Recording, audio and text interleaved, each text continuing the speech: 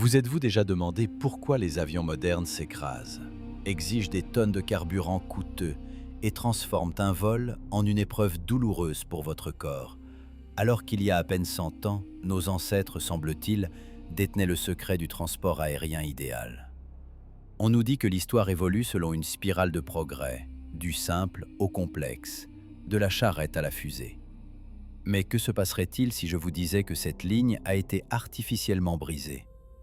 Et si l'on nous avait délibérément, de force, transféré des léviathans célestes sûrs, silencieux et pratiquement éternels vers des capsules d'aluminium exiguës, bruyantes et dangereuses? Regardez le ciel. Il est vide. Pourtant, il n'y a pas si longtemps, à l'échelle de l'histoire, il était une autoroute animée où circulaient de gigantesques aéronefs, capables de planer dans les nuages pendant des semaines sans brûler une seule goutte de kérosène. Vous avez été trompé. Les manuels d'histoire vous mentent effrontément, qualifiant l'ère des dirigeables de branche morte de l'évolution. Mais soyons honnêtes, une technologie permettant de transporter des centaines de tonnes de marchandises pratiquement gratuitement peut-elle être une impasse? Ou est-elle simplement devenue une épine dans le pied de quelqu'un? La version officielle veut que le 6 mai 1937, la destruction du dirigeable Hindenburg ait mis fin à l'ère de l'aérostation. On nous montre des images en noir et blanc du géant en flammes, et la voix du commentateur, avec des accents tragiques, explique « L'hydrogène est dangereux, les dirigeables sont peu maniables, les avions sont plus rapides. » C'est un mensonge cousu de fil blanc, qui s'effondre à la première analyse logique. Réfléchissez-y. Le Titanic a coulé, emportant la vie de 1500 personnes, mais personne n'a interdit de construire des navires. Des trains ont déraillé des centaines de fois, mais nous n'avons pas renoncé au chemin de fer. Et ici, une seule catastrophe, seulement 36 morts, et une interdiction immédiate, totale, mondiale, de toute une industrie. Cela ne vous semble-t-il pas étrange? Cela ressemble non pas à un travail de correction d'erreurs, mais à un nettoyage planifié. Comme si quelqu'un avait appuyé sur un interrupteur et dit « Ça suffit. Maintenant, ils ne voleront que de la manière qui nous arrange. » Jetons un coup d'œil aux faits que les historiens s'efforcent de balayer sous le tapis. Les dirigeables rigides, tels que le Graf Zeppelin, effectuaient des voyages autour du monde. Ils traversaient les océans avec un confort dont les passagers des classes affaires modernes n'auraient même pas osé rêver. À bord, il y avait des restaurants, des ponts promenades, des cabines avec de vrais lits, et même des pianos à queue. Les vibrations étaient absentes. Le bruit des moteurs était à peine audible. Et le plus important, c'est qu'ils pouvaient rester en l'air, simplement en utilisant les lois de la physique, au lieu de brûler des tonnes de carburant chaque seconde pour lutter contre la gravité. Maintenant, rappelez-vous votre dernier vol. Le siège exigu, le vrombissement des turbines, les turbulences et la peur constante que l'électronique complexe ne tombe en panne. Pourquoi l'humanité, prétendument en quête de confort et de sécurité, a-t-elle choisi la deuxième option? La réponse ne réside pas dans des erreurs d'ingénierie. La réponse réside dans l'argent et dans le contrôle. L'ère des dirigeables, c'est l'ère de l'indépendance. Imaginez un monde où la livraison de marchandises coûte des clopinettes. D'énormes barges célestes, fonctionnant à l'hélium, ou, comme l'affirment certains chercheurs, grâce à des technologies d'électricité atmosphérique, auraient pu rendre la logistique pratiquement gratuite. Cela aurait signifié la fin du monopole des corporations pétrolières dès le début du XXe siècle. À qui cela profitait-il? Certainement pas à ceux qui construisaient des derricks pétroliers au Texas et en Arabie Saoudite. L'avion est le consommateur idéal. Il est vorace. Il a besoin d'un aérodrome complexe, de longues pistes en béton, d'un entretien constant et de rivières de kérosène. Un dirigeable n'a besoin que d'un mât d'amarrage. Vous comprenez la différence? On nous a privés d'autonomie et mis sous perfusion de carburant.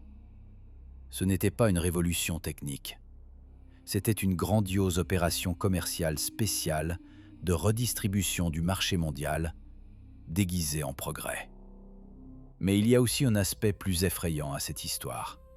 Regardez attentivement les vieilles photos de New York, Chicago ou Saint-Pétersbourg du début du XXe siècle. Vous voyez des flèches, d'énormes flèches sur les gratte-ciel. On nous dit que c'est simplement une mode architecturale, des éléments décoratifs. Mais les ingénieurs savent qu'un décor inutile pesant des centaines de tonnes est un non-sens. Prenez l'Empire State Building. Officiellement, sa flèche était conçue comme un mât d'amarrage pour dirigeable. C'est même reconnu dans les guides touristiques. Mais ils ajoutent aussitôt, l'idée s'est avérée infructueuse à cause des vents violents. Sérieusement? Les ingénieurs qui ont construit le plus haut bâtiment du monde n'auraient pas tenu compte du vent? Ou peut-être que le mât était utilisé, et utilisé activement, mais que l'information à ce sujet a été effacée de notre mémoire, ne laissant que des justifications ridicules. Il existe une théorie, étayée par de nombreuses preuves indirectes, selon laquelle le réseau de communication aérienne était bien plus développé qu'on ne nous le raconte, qu'il existait un véritable empire de l'air. Pas seulement une paire de Zeppelins allemands, mais un système de transport global reliant les continents. Les villes étaient construites en tenant compte de ce système. Ces mêmes gigantesques fenêtres cintrées aux étages supérieurs des bâtiments anciens, les immenses toits plats, les étranges tours phares dispersées à travers le monde, de Paris à Vladivostok. Tout cela fait partie d'une infrastructure unique que nous avons cessé de remarquer. Nous passons devant les gares de l'océan céleste en pensant que ce sont de simples belles cathédrales ou des bâtiments administratifs. On nous a substitué la fonction des objets, tout comme on a substitué la notion même de ce à quoi un vol devrait ressembler. Pensez à la capacité de charge. Un avion de transport moderne est une merveille d'ingénierie, mais il est limité. Les dirigeables du passé, à en juger par les plans et les rares données conservées, pouvaient être mis à l'échelle presque à l'infini. Plus le volume de gaz est grand, plus la force ascensionnelle est importante. Les projets des années 50 du XXe siècle, rapidement abandonnés, prévoyaient la création de dirigeables atomiques de la taille de petites villes. Ils auraient pu transporter des usines entières. Ils auraient pu devenir des hôtels volants, des laboratoires scientifiques, planant dans la stratosphère pendant des années. Pourquoi avons-nous renoncé à cela? Est-ce vraiment à cause d'un seul incendie à Lakehurst? Cela semble aussi absurde que de renoncer à l'électricité parce que quelqu'un a été électrocuté. Ici réside un secret bien plus sombre que le simple lobbying des intérêts pétroliers. La destruction des dirigeables, c'est la destruction de la liberté de mouvement. Un avion vole d'un point A à un point B par un couloir strict. Il est facile à suivre, facile à abattre, facile à contrôler. L'océan aérien a été bloqué par un réseau de radars et de zones de contrôle. Mais un dirigeable, capable de planer au-dessus de n'importe quel point de la planète, capable de s'amarrer à n'importe quelle haute tour, ou simplement de descendre un câble au sol dans la taïga profonde, c'est un instrument de liberté. Et la liberté, c'est ce que le système craint le plus. On nous a enfermés dans des tubes métalliques exigus, non pas parce que c'est plus rapide, mais parce que c'est plus facile à gérer. Et ce n'est que la pointe de l'iceberg. Si l'on creuse plus profondément, on trouvera des preuves que les technologies de l'aérostation étaient connues bien avant le comte Zeppelin, et que ce que nous avons vu au début du XXe siècle n'étaient que des vestiges, des fragments d'une civilisation plus ancienne et hautement développée que nous avons perdue, ou plutôt, qui nous a été volée. Laissons de côté les émotions et tournons-nous vers la logique sèche et impitoyable des chiffres et des faits, qui fait trembler les historiens officiels. Si vous pensez que l'histoire de l'aviation a évolué de manière linéaire, alors expliquez-moi le phénomène des soi-disant dirigeables fantômes. En 1896 et 1897, bien avant que les frères Wright n'effectuent prétendument leur misérable saut de quelques mètres, Des milliers de personnes à travers les États-Unis d'Amérique ont rapporté avoir vu de gigantesques dirigeables. Il ne s'agissait pas d'hallucinations isolées de fermiers ayant trop bu de whisky de maïs. C'étaient des témoignages de masse, documentés dans des centaines de journaux de l'époque. On décrivait des projecteurs éclairant le ciel, le bourdonnement de mécanismes et, le plus frappant, des équipages qui entraient en contact avec les habitants. La science officielle appelle cela une hystérie collective. Mais réfléchissez-y. Des milliers de personnes, sans Internet ni communication entre elles, décrivent les mêmes détails techniques d'appareils qui, selon les manuels, n'existaient pas encore. Cela ne ressemble pas à une hystérie, mais à l'observation des vestiges d'une flotte qui continuait de fonctionner avant d'être définitivement rayée de l'histoire. Maintenant, examinons l'infrastructure. Avez-vous déjà été à Riga ? Le célèbre marché central de Riga se compose de 5 pavillons gigantesques. Mais peu de gens savent qu'il s'agissait à l'origine de hangars à dirigeables, déplacés d'un autre endroit. Évaluez l'échelle. Ce sont des constructions colossales en métal et en béton, bâties pour l'entretien d'aéronefs. Qui, en son bon sens, construirait de tels bâtiments capitaux et éternels pour une technologie prétendument expérimentale et peu fiable? C'est comme construire un cosmodrome pour des avions en papier. L'existence de tels hangars partout dans le monde, de l'Allemagne à l'Amérique, prouve que les dirigeables n'étaient pas une tentative. Ils étaient la norme. C'était la technologie principale et fondamentale du réseau de transport, pour laquelle toute l'industrie mondiale était adaptée. Les dimensions de ces garages nous indiquent que les vaisseaux célestes étaient bien plus grands que les 300 mètres qu'on nous attribue. Ils pouvaient abriter des léviathans capables de soulever des quartiers entiers. Et ici, nous abordons la question la plus intéressante, celle de la construction. Comment, au XIXe siècle, construisait-on des bâtiments que nous ne pouvons pas reproduire aujourd'hui? Comment soulevait-on des blocs de granit et des poutres d'acier à la hauteur des gratte-ciel dans un environnement urbain dense, alors que les grues à tours, au sens moderne, n'existaient pas encore? Regardez les vieilles photos de chantier. Vous y voyez des échafaudages, l'agitation laborieuse des ouvriers. Mais vous ne voyez presque jamais de mécanisme capable de soulever 50 tonnes à une hauteur de 200 mètres. Et si les grues n'existaient pas parce qu'elles n'étaient pas nécessaires? Et si le rôle des grues était rempli par des dirigeables de transport? Cela explique parfaitement l'absence de routes vers certains chantiers isolés, comme les hôtels de montagne ou les forts sur les îles. Les matériaux n'étaient pas transportés sur des chemins boueux et impraticables. Ils étaient livrés par voie aérienne. La technologie du crochet céleste résout toutes les contradictions logiques de l'architecture impossible du passé. On nous a fait croire que nos ancêtres se brisaient le dos avec des cordes et des poulies, alors que des plateformes gravitationnelles planaient au-dessus de leur tête. Analysons maintenant les matériaux. Les dirigeables rigides, tels que les zeppelins, nécessitaient d'énormes quantités d'aluminium et de duralumin. L'histoire officielle de la chimie affirme que la méthode industrielle d'obtention de l'aluminium n'a été découverte qu'à la fin du XIXe siècle et que ce métal valait son pesant d'or.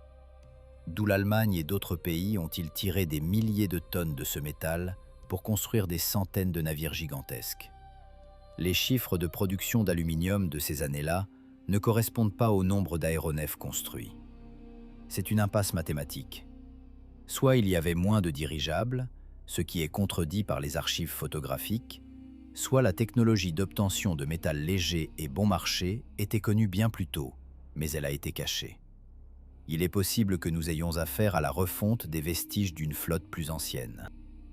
Nous ne voyons que la pointe de l'iceberg. Les navires qui ont pu être restaurés ou copiés par les ingénieurs du début du XXe siècle, utilisant les plans d'une civilisation précédente. Un autre fait qui donne des frissons, ce sont les cartes. Prenez les cartes du XIXe siècle. D'immenses taches blanches, les inscriptions Tartarie, terres inexplorées. Mais en même temps, des côtes et des lits de rivières extrêmement détaillés au cœur des continents. Comment les cartographes ont-ils pu établir des cartes aussi précises sans aviation? Marcher à travers la taïga avec un théodolite, c'est un travail qui prendrait des millénaires. La photographie aérienne est le seul moyen d'obtenir une telle précision. Cela signifie que le ciel a été maîtrisé bien avant la date officielle du premier vol. Quelqu'un a volé au-dessus de la Sibérie, de l'Amazonie, de l'Antarctique et a documenté le paysage à vol d'oiseau. On nous dit que c'était de courageux explorateurs solitaires. Mais les statistiques de mortalité de ces expéditions prouvent le contraire. Sans soutien aérien, sans ravitaillement régulier que seuls des convois aériens pouvaient assurer, l'exploration et la cartographie du monde, dans les délais qu'on nous donne, auraient été physiquement impossibles. Examinez le problème de l'hélium. On nous dit que les dirigeables brûlaient parce qu'ils étaient remplis d'hydrogène, les États-Unis ayant imposé un embargo sur l'approvisionnement en hélium à l'Allemagne. Réfléchissez au cynisme de cette phrase. Un pays a monopolisé un gaz sûr et a de fait condamné à mort les passagers d'un autre pays simplement pour ne pas partager une ressource? Ou était-ce une partie du plan? L'hélium est un gaz inerte. Son extraction est complexe, mais pas impossible. Pourquoi d'autres pays n'ont-ils pas organisé l'extraction? Ou peut-être que le problème n'est pas le gaz? Il existe des brevets et des schémas de la fin du XIXe siècle décrivant des dirigeables à vide ou des appareils utilisant le chauffage de l'éther. Oui, le mot « éther » est interdit dans la physique moderne. Il a été rayé du tableau de Mendeleïev, mais les ingénieurs du passé opéraient avec ce concept très sérieusement. Si ces anciens navires n'utilisaient pas d'hydrogène explosif ni d'hélium rare, mais une physique de vol fondamentalement différente, alors la catastrophe du Hindenburg n'apparaît pas comme une tragédie, mais comme une mise en scène théâtrale. On nous a montré de l'hydrogène en feu, pour que nous oublions à jamais qu'il est possible de voler autrement. Le spectacle a réussi. Nous avons cru que le ciel était dangereux, coûteux et accessible uniquement aux corporations choisies. Une attention particulière doit être accordée aux soi-disant mâts d'amarrage. On les trouve partout dans le monde, souvent déguisés en châteaux d'eau, en clochers, ou simplement en étranges structures métalliques dans les champs. Pourquoi un château d'eau aurait-il un système complexe d'escaliers et de plateformes au sommet? Pourquoi les églises ont-elles des flèches renforcées par des charpentes d'acier qui s'enfoncent profondément dans les fondations? La réponse est simple, si l'on retire les lunettes de l'histoire officielle. C'est un réseau de stations. Nous vivons sur les ruines d'un hub de transport mondial. Imaginez que dans 100 ans, les gens trouvent les vestiges de nos stations-service et pensent que c'était des temples dédiés aux dieux du pétrole. Nous faisons la même chose maintenant, en regardant les flèches des cathédrales, sans comprendre qu'il s'agit d'un simple arrêt de tramway aérien. Ce système a été démantelé avec une précision chirurgicale. D'abord, on a retiré les navires, puis on a reconverti les stations, et enfin, on a réécrit les livres, qualifiant la grande époque de l'aérostation d'expérience courte et absurde. Mais les pierres se souviennent. Et le métal se souvient. Si vous commencez à chercher les traces de fixation sur les anciennes tours, vous les trouverez. Et ces traces vous raconteront une histoire que l'on essaie de nous cacher à tout prix. Si vous pensez que les 2 guerres mondiales du XXe siècle ont été déclenchées exclusivement à cause du redécoupage des frontières et des ambitions politiques, vous vous trompez lourdement. La guerre est un instrument idéal pour la destruction des preuves. C'est un incendie mondial, dans lequel brûlent non seulement des personnes, mais aussi des technologies, des archives et des infrastructures gênantes. Posez-vous la question, pourquoi les bombardements en tapis de Dresde, Tokyo et Königsberg ont-ils été si totaux? Pourquoi les Alliés ont-ils, avec une obstination maniaque, effacé de la surface de la Terre précisément les centres-villes anciens avec leur architecture unique, leurs flèches et leurs dômes, qui n'avaient, semble-t-il, aucune signification militaire? La réponse est terrifiante par sa simplicité. C'était une opération de nettoyage. Les ports terrestres de l'Empire de l'air étaient détruits. Les nœuds logistiques qui permettaient à l'humanité d'être libre de l'étranglement pétrolier étaient anéantis. Pendant que les soldats mouraient dans les tranchées, l'aviation spéciale démolissait méthodiquement les preuves que le monde vivait différemment auparavant.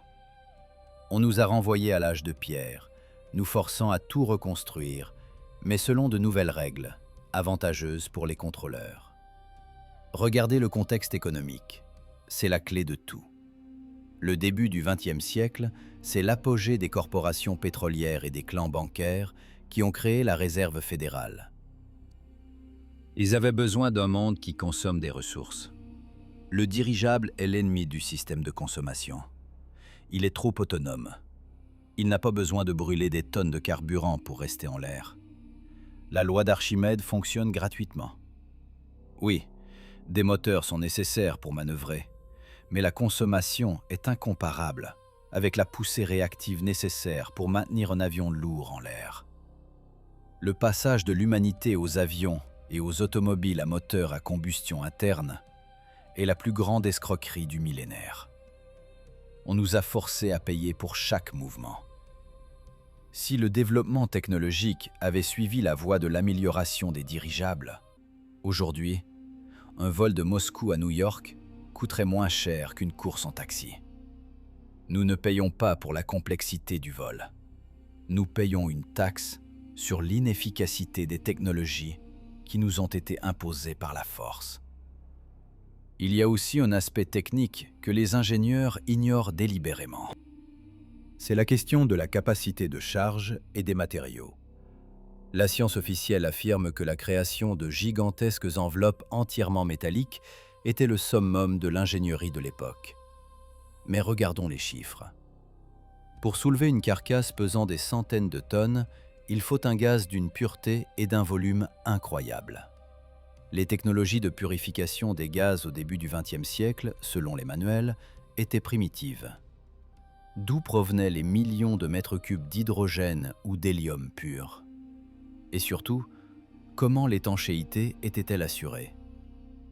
Savez-vous que pour les ballonnets de gaz des dirigeables, on aurait utilisé les boyaux de millions de vaches? C'est la version officielle. Une membrane de sécum bovin. Imaginez la logistique. Pour construire un seul dirigeable, il aurait fallu abattre un troupeau de la taille de la population d'un petit pays. C'est absurde, et on nous oblige à y croire pour cacher l'existence de matériaux synthétiques ou d'autres technologies de confinement du gaz que possédaient nos ancêtres. Soit ce n'étaient pas des intestins, soit l'élevage de l'époque avait des proportions incomparables à celles d'aujourd'hui, ce qui nous ramène encore à la question de la population réelle de la Terre par le passé. Et si les dirigeables n'utilisaient pas du tout de gaz tel que nous le concevons? Il existe des plans et des brevets de la fin du XIXe siècle décrivant l'utilisation de cavités sous vide. L'idée est simple. Le vide est plus léger que l'hydrogène. Si l'on crée une enveloppe solide capable de supporter la pression atmosphérique et que l'on en retire l'air, le vaisseau s'envolera. La science moderne affirme qu'il est impossible de créer une enveloppe aussi légère et solide, même aujourd'hui. Mais nous voyons sur de vieilles photos de gigantesques cigares métalliques qui ne se déforment pas. Cela signifie qu'ils possédaient des alliages dont le secret est perdu ou classifié. C'est peut-être précisément ces alliages que les services secrets de tous les pays ont traqués après les catastrophes, ramassant les débris jusqu'au moindre boulon. Rappelez-vous la rapidité avec laquelle les débris du Hindenburg ont été enlevés. Ils ont littéralement été balayés de l'aérodrome et envoyés à la refonte en Allemagne. Pourquoi une telle hâte? Pour que personne n'ait le temps de prélever un échantillon de métal et de comprendre que ce n'était pas simplement de l'aluminium, mais un composite que nous ne savons toujours pas fabriquer. Nous devons également aborder le sujet de l'électricité atmosphérique. Les flèches des gratte-ciel et des cathédrales dont nous avons parlé précédemment ne servaient pas seulement d'amarrage, c'étaient des stations de recharge. Un dirigeable, en traversant les couches électrifiées de l'atmosphère ou en s'amarrant à une tour, pouvait reconstituer son énergie. Cela explique l'absence d'énormes réservoirs de carburant sur les plans de certains anciens aéronefs. Ils étaient alimentés par l'environnement lui-même. En nous faisant passer aux avions, l'élite nous a coupé de la source d'énergie infinie. L'avion est un système fermé, dépendant du ravitailleur. Le dirigeable du passé faisait partie de l'écosystème ouvert de la planète. La destruction de cette technologie fut un acte d'asservissement. On nous a vendu la vitesse en échange de l'indépendance. On nous a dit « Vous volerez vite, mais seulement là où nous le permettrons, et au prix que nous fixerons. » Et un autre détail qui donne des frissons. Regardez les cartes des courants aériens. Les anciens marins et aéronautes connaissaient les rivières célestes, des courants de vent stables qui permettaient de se déplacer entre les continents sans moteur. La connaissance de ces courants était la base de la navigation. Aujourd'hui, les pilotes d'avion luttent contre le vent en brûlant du kérosène. Les anciens capitaines utilisaient le vent. Nous avons oublié la géographie du ciel. Nous considérons l'atmosphère comme un environnement hostile qu'il faut percer par la force des turbines. Nos ancêtres, eux, vivaient en symbiose avec elle. Cette perte de connexion mentale avec la planète est peut-être la perte la plus terrible. Nous avons cessé d'être des habitants du ciel pour en devenir les occupants. Et ce changement de paradigme n'est pas accidentel. Cela fait partie d'un plan visant à transformer l'humanité en biomasse, coupée des lois réelles de la nature et vivant dans un monde artificiel et inventé de consommation et de peur. Remarquez l'étrange déclin technologique du milieu du siècle. Après la Seconde Guerre mondiale, nous constatons un bond spectaculaire en électronique, mais une dégradation totale dans la construction monumentale et la mécanique. Nous avons appris à fabriquer des micropuces, mais nous avons désappris à construire des palais et des villes volantes. Ce n'est pas une évolution, c'est une substitution. On nous a donné des gadgets pour que nous regardions les écrans et ne regardions pas vers le haut. Car si nous regardions vers le haut et nous souvenions que des géants d'argent y flottaient, nous poserions trop de questions à nos gouvernements. Des questions auxquelles ils n'ont pas de réponse, sauf des mensonges. Nous vivons sur le cimetière d'une grande civilisation, et ses plus grandes tombes ne sont pas dans la terre, mais dans le ciel, qui est maintenant vide et stérile, comme une chambre d'hôpital. Abordons maintenant le sujet le plus inconfortable pour la science académique, la démographie, qui s'effondre si on la superpose à la carte des routes aériennes du passé. On nous assure qu'au début du XXe siècle, la population mondiale était d'environ 1,5 milliard de personnes. Cela semble impressionnant, mais essayez de comparer ce chiffre à l'échelle de l'infrastructure mondiale que nous avons héritée. Des gares gigantesques, conçues pour une capacité de millions de passagers par jour, d'énormes complexes d'exposition, prétendument construits pour des expositions temporaires, mais qui subsistent depuis des siècles, et bien sûr, les projets de ports aériens. Toute cette architecture crie qu'elle a été créée pour un monde où vivaient des fois, voire des ordres de grandeur, plus de personnes. C'est l'infrastructure d'une civilisation fourmilière, où le ciel était noir de trafic. Où sont passés tous ces gens? Et pourquoi, immédiatement après l'apparition de l'aviation au kérosène, observons-nous une étrange lacune dans la mémoire de l'humanité, accompagnée de la destruction des anciennes chaînes logistiques? Il existe une hypothèse effrayante, selon laquelle l'ère des dirigeables était une période de mondialisation très avancée qui a été violemment interrompue. Nous ne sommes pas les héritiers de cette civilisation, nous sommes des squatteurs, occupant des ruines étrangères. Regardez les vieilles photos de villes, de larges avenues où ne circule qu'une seule charrette isolée, des places vides, des quais déserts. On nous dit « c'est juste une longue exposition, les gens ont bougé ». Mais pourquoi alors les chevaux et les arbres sont-ils nets? La vérité pourrait être bien plus effrayante. Les villes étaient vides. Le réseau de transport existait, les maisons existaient, mais il n'y avait pas de gens. Les dirigeables n'étaient peut-être pas seulement un moyen de transport, mais un moyen de recoloniser le monde après une catastrophe. Ils transportaient les survivants ou de nouvelles personnes vers des cités désertes. Mais une fois la tâche accomplie, les ascenseurs ont été coupés. L'échelle a été retirée pour que nous ne puissions pas remonter et voir qui dirigeait le processus d'en haut. L'aviation que l'on nous a donnée en échange est une technologie d'isolement. Oui, l'avion vole vite, mais il est encore plus lié à la terre que le train. Il a besoin d'une piste, d'un contrôleur, de carburant, de pièces de rechange. C'est une laisse courte. Les dirigeables offraient la possibilité de vivre de manière autonome. Imaginez des maisons volantes, des villes nomades, dérivant dans les courants d'air chaud. Ce serait une vie sans frontières, sans État et sans taxes foncières. C'est pourquoi ils ont été détruits. Les puissants n'ont pas besoin de nomades libres. Ils ont besoin de contribuables avec une adresse.